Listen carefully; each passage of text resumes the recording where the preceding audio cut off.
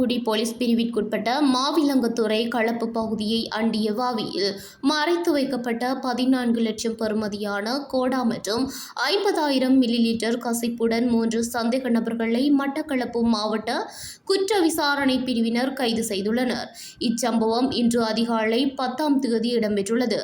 நேற்று மாலை 6 மணி முதல் இன்று அதிகாலை 6 மணி வரை இச்சுற்றி வளைப்பு மேற்கொள்ளப்பட்டது.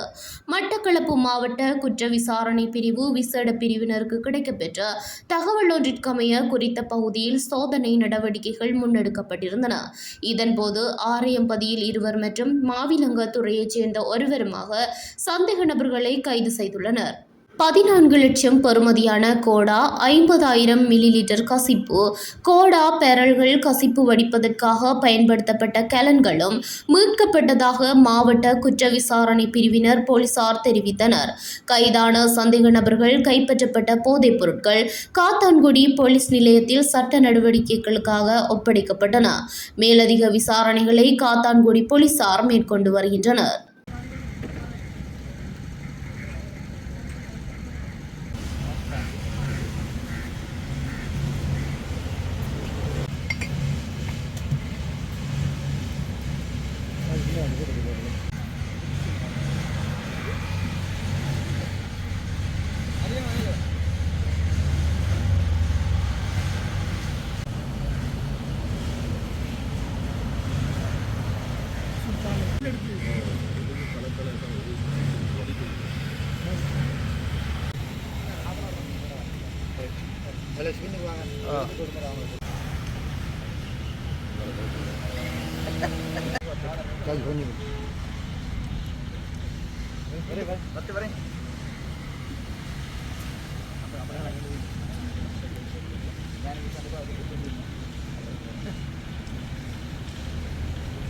Bote la calle la banda.